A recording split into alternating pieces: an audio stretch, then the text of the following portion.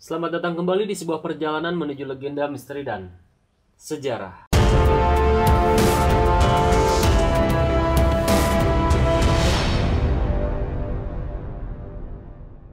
Baik teman-teman, terima kasih masih setia mengikuti perjalanan kita di sebuah perjalanan menuju legenda, misteri, dan sejarah. Teman-teman, langsung saja sebelum kita lanjut ke pembahasan, apakah teman-teman sudah menonton video kita yang sebelumnya teman-teman? Mengenai tentang larangan-larangan pamali yang sering diucapkan oleh orang tua kita dulu. Sedikit saya mau flashback ke teman-teman ya. Apakah teman-teman dulu pada saat kecil pernah dilarang oleh orang tua ataupun kakek nenek kita pada saat kita akan bermain di beberapa waktu tertentu? Misal pada saat tengah hari ataupun dalam bahasa Sunda disebutnya tangari ya teman-teman. Pada saat senja ataupun menjelang maghrib. Ataupun dalam istilah Sunda ini populernya itu dikatakan dengan istilah maghrib kolot. Tentu di waktu-waktu itu biasanya orang tua kita selalu melarang anak-anak untuk bermain. Kenapa hal tersebut dilakukan? Karena konon menurut orang tua kita pada saat waktu tertentu apabila kita main itu akan beresiko dengan munculnya sesosok makhluk teman-teman. Di sini kami tidak mengatakan bahwa munculnya ataupun hal-hal yang berbahaya tersebut dilakukan oleh sosok makhluk ini.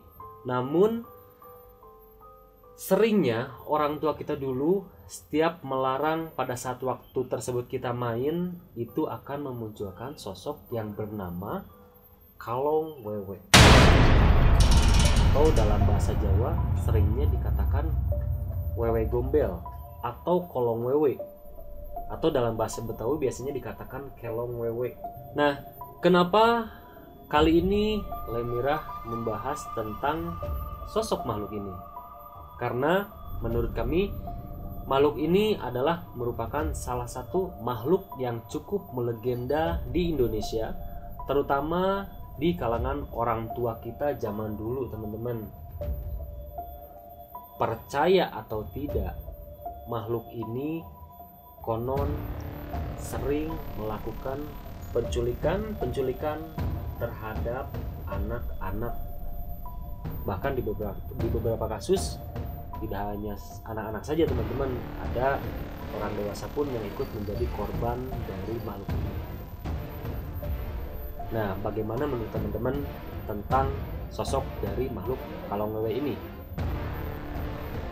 Sebelum kita bahas lebih lanjut, tak lupa kami mohon support pada teman-teman yang menyaksikan video ini dengan cara mengklik tombol subscribe, nyalakan tombol loncengnya. Apabila teman-teman suka dengan video ini, tak lupa kami mohon tekan tombol like-nya. Dan apabila teman-teman punya kritik atau saran atau apapun yang akan kita bahas secara bersama-sama, silakan tulis di kolom komentar. Nah, berikut ini teman-teman ada beberapa kejadian-kejadian yang konon ini dilakukan oleh sosok kalong wewe. Kejadian ini terjadi di pinggir sungai Dusun Karangwetan, Desa Pucang, Magelang. Sungai itu bernama Sungai Grogol Yudan. Nah, korban yang hilang ini teman-teman pria berusia 30 tahun yang bernama Ehsan. Teman-teman, ternyata memang nggak cuma anak-anak ya yang bisa jadi korban dari kalong wewe ini. Ini diberitakan usianya 30 tahun teman-teman. Dan entah kenapa kebanyakan yang menjadi korban penculikan dari kalong wewe ini selalu dibawa ke atas pohon. Apa ini ada hubungannya dengan nama makhluk tersebut? Kenapa diberi nama kalong? Bagaimana menurut teman-teman? Pada saat itu Ehsan hendak mau mandi ya teman-teman, pada saat siang menjelang sore. Namun Hingga sore, Ehsan tak juga pulang teman-teman. Di lokasi terakhir yang tersisa hanya ada handuk dan peralatan mandi Ehsan. Benar ya teman-teman, ternyata memang larangan orang tua zaman dulu untuk tidak keluar ataupun berpergian jauh, apalagi ke arah hutan pada saat sore hari, bisa benar adanya teman-teman. Pada saat sore menjelang maghrib, keluarga pun masih kebingungan kenapa Ehsan gak juga pulang teman-teman. Sampai akhirnya keluarga memutuskan untuk mencari Ehsan ke sekitar lokasi kejadian. Namun ada hal aneh yang terjadi teman-teman. Sang ibu melihat Ehsan berada di atas pohon, dan yang lebih aneh lagi, hanya keluarga Ehsan yang bisa melihat posisi keberadaan Ehsan. Bahkan warga lain dan tim SAR pun sempat kebingungan melihat reaksi ibu Ehsan yang terus berteriak memanggil nama Ehsan sambil menunjuk-nunjuk ke atas pohon teman-teman. Cukup mengherankan ya teman-teman, tapi bisa teman-teman lihat sendiri, ibunya Ehsan tetap kekeh yakin bahwa Ehsan berada di posisi di atas pohon itu. Sampai-sampai suaranya pun bisa teman-teman dengar sampai serak teman-teman, karena sangat yakin posisi Ehsan berada di atas pohon itu.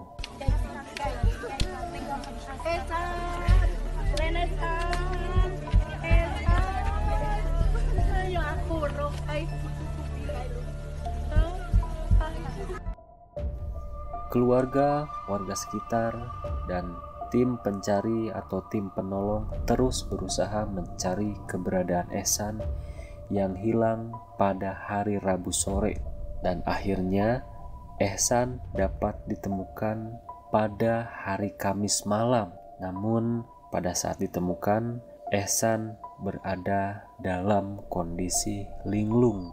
Warga pun langsung memberikan Ehsan kain untuk menutupi tubuhnya yang sudah kedinginan disertai kondisi yang masih linglung. Namun aneh teman-teman, pada saat Ehsan akan dibawa pulang dengan menggunakan kendaraan, Ehsan menolak dan dia meminta diantar pulang dengan cara digendong. Banyak dugaan dari warga maupun netizen terkait kejadian hilangnya Ehsan ini teman-teman. Mulai dari Ehsan tersesat sampai dugaan bahwa Ehsan telah diculik oleh Kalong Wewe. Namun terlepas dari semua itu, kita harus ikut bersyukur karena Ehsan bisa kembali pulang dengan selamat dan bisa berkumpul kembali dengan keluarganya teman-teman. Jadi begitu teman-teman, ternyata memang tidak hanya anak-anak saja yang konon dikabarkan hilang oleh Kalong Wewe. Ternyata orang dewasa juga bisa hilang oleh Kalong Wewe. Nah, kejadian berikutnya yang akan kita lihat ini adalah merupakan proses pencarian teman-teman. Jadi proses pencarian korban dari atau yang hilang konon oleh Kalong Wewe. Nah, memang menurut orang tua zaman dulu, untuk mencari korban yang hilang oleh Kalong Wewe ini, katanya kita harus sambil memukul-mukul peralatan dapur untuk mencari korban tersebut. Kejadian ini terjadi di Desa Tenggaran, Kecamatan Peterongan, Jombang. Dikabarkan seorang pria berusia 31 tahun bernama Fatur Rozi yang hilang secara misterius pada hari Senin dini hari teman-teman. Bayangkan, pada saat dini hari, waktu yang tak lazim untuk orang bepergian teman-teman. Meski dicari ke beberapa tempat, namun keberadaan korban masih belum juga ditemukan. Sampai akhirnya pada waktu menjelang maghrib, sang adik korban melihat kakaknya dibawa oleh sosok berwarna putih bermata merah terbang ke atas pohon bambu. Sampai-sampai si adiknya ini pingsan. Lalu pada saat adik korban sadar, adik korban langsung memberitahukan kepada warga sekitar untuk membantunya mencari kakaknya yang hilang. Langsung saja warga terus mencari sampai ke kebun bambu yang dituju. Warga pun dengan sigap teman-teman langsung membantu keluarga. Beramai-ramai warga mendatangi kebun bambu sambil membunyikan peralatan dapur teman-teman. Lengkap dengan senter dan teriakan-teriakan nama korban, warga pun terus mencari ke seluruh rimbunan semak-semak pohon bambu teman-teman. Tak hanya warga, ahli spiritual atau ahli supranatural ikut membantu mencari keberadaan Fatur teman-teman. Nah oke teman-teman, kejadian berikutnya ini ada 3 orang anak kecil yang sedang bermain pada saat siang hari. Jadi anak kecil ini sedang melihat sebuah proyek, sepertinya proyek pembangunan karena di sana ada sebuah alat berat. Namun herannya kejadian ini terjadi pada saat siang hari saat anak itu bermain, di mana seseorang dengan tidak sengaja melihat terakhir kali anak itu berada sebelum dinyatakan hilang. Berikut videonya. Kejadian ini terjadi di Dusun Puka, Desa Namanjahe, Kecamatan Salapian, Kabupaten Langkat, Sumatera Utara. Kejadian ini adalah misteri hilangnya 3 anak usia 7 tahun secara misterius teman-teman. 3 anak yang hilang itu masing-masing bernama Yogi Triherlambang, Nizam Aufar Reza, dan Alfiza Zahra, yang rata-rata mereka itu berusia 7 tahun teman-teman. Kejadian ini terjadi saat ketiga anak itu sedang menyaksikan pengerukan parit dengan menggunakan alat berat. Hal ini didapat karena dengan tidak sengaja warga yang bermaksud merekam kegiatan alat berat tersebut. Dengan tidak sengaja ketiga anak tersebut tertangkap kamera saat berusaha mengikuti pindahnya alat berat yang akan berpindah lokasi dalam penggalian parit. Yang membuat heran kejadian ini terjadi pada saat siang hari teman-teman. Mungkin nggak menurut teman-teman pada saat siang hari anak kecil bisa hilang dan konon dibawa oleh Alongewe? Apa mungkin ini yang dinyatakan oleh orang tua zaman dulu yang disebut Tangari? Bagaimana menurut teman-teman? Jadi pada saat siang hari itu ketiga anak tersebut hilang secara misterius. Setelah 1 bulan dinyatakan hilang, salah satu ibu dari ketiga anak itu mengalami sebuah mimpi teman-teman. Di dalam mimpi itu, sang anak datang pulang ke rumah. Tapi pada saat ditanya oleh si ibu, anak itu hanya tersenyum saja teman-teman, tanpa berkata apa-apa. Sampai saat ini masih menjadi sebuah misteri. Apakah arti senyuman yang diberikan oleh salah satu anak yang hilang tersebut? Dugaan sementara ketiga anak tersebut hilang menjadi korban penculikan. Sampai saat ini pihak kepolisian terus berusaha keras mencari dan menemukan ketiga anak itu. Mari teman-teman kita doakan semoga ketiga anak yang hilang tersebut dapat ditemukan kembali ya teman-teman ya. Nah kejadian berikutnya teman-teman ini menceritakan tentang seorang anak kecil yang konon sudah dinyatakan hilang. Sampai akhirnya warga berhasil menemukan anak ini. Namun tragis teman-teman, anak ini ditemukan di rerumpunan bambu tanpa menggunakan baju ya teman-teman. Kondisinya tanpa menggunakan baju, dan anak ini menggigil sangat kedinginan teman-teman. Berikut videonya. Kejadian ini terjadi di daerah Sleman, Yogyakarta. Seorang anak yang bernama Rifan Hendrawan yang dinyatakan hilang pada hari Jumat dan berhasil ditemukan kembali pada hari Sabtu dini hari teman-teman. Seperti yang teman-teman lihat, banyak dari warga yang masuk ke pelosok hutan mencari korban sambil terus meneriakkan nama Rifan.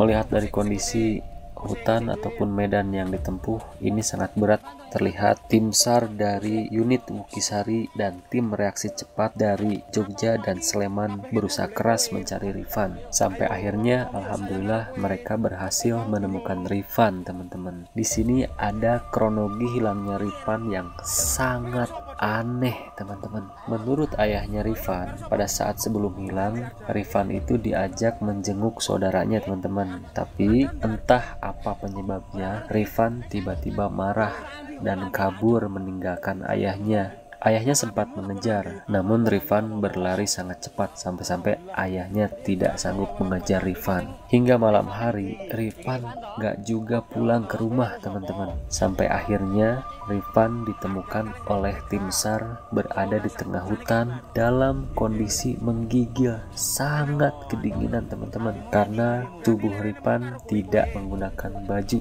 Dilihat dari kondisinya saja, hutan tersebut sangat berat untuk orang dewasa teman-teman, apalagi seusia Rifan tanpa mengenakan baju.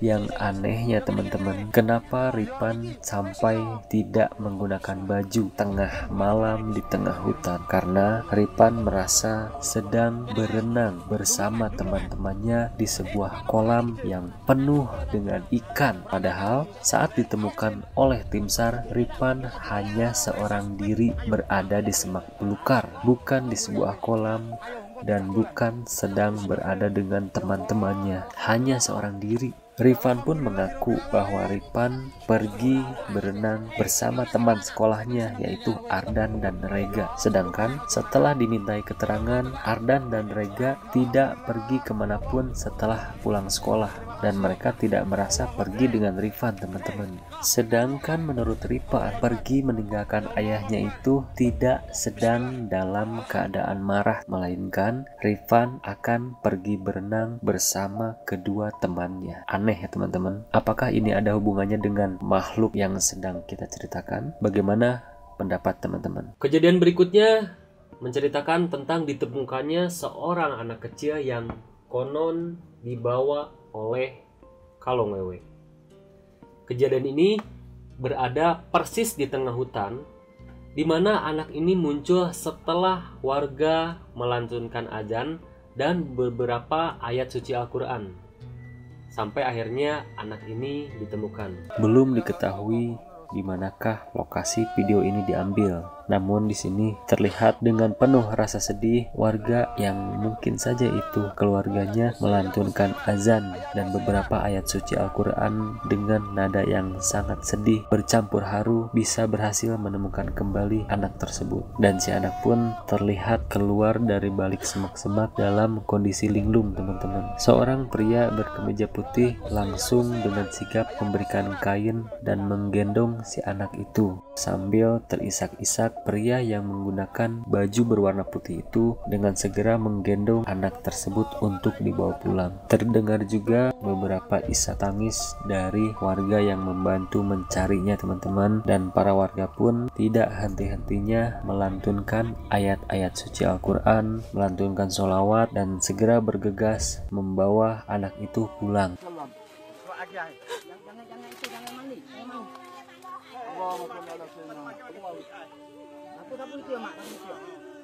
Ya kayak gitu lah bang.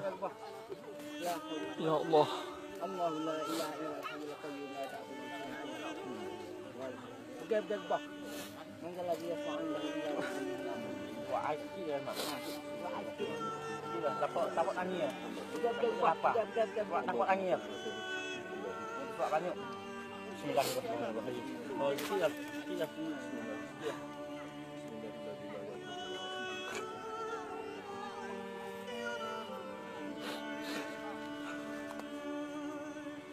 Ada lah. Lapar buat lagi lah. Ya Allah. Apa we temu. Oh tu. Gini. Mengkaret.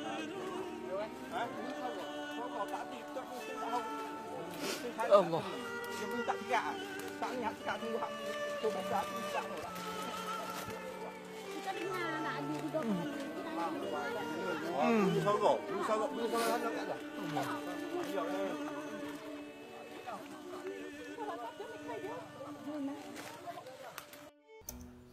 Oke teman-teman, alhamdulillah anak itu akhirnya bisa ditemukan dengan keadaan selamat ya. Jadi di sini sekali lagi saya ingin menanyakan pendapat dari teman-teman. Bagaimana menurut teman-teman tentang keberadaan atau kejadian-kejadian yang ada hubungannya dengan kalong wewe. Dan satu hal lagi teman-teman, ternyata memang benar setiap orang tua kita melarang apapun itu pada zaman dulu ataupun sekarang, itu tak lain selalu larangan dari orang tua kita itu selalu untuk kebaikan. Jadi teman-teman, alangkah baiknya kita harus mengikuti atau menuruti apapun yang orang tua kita larang, karena sekali lagi itu selalu untuk kebaikan.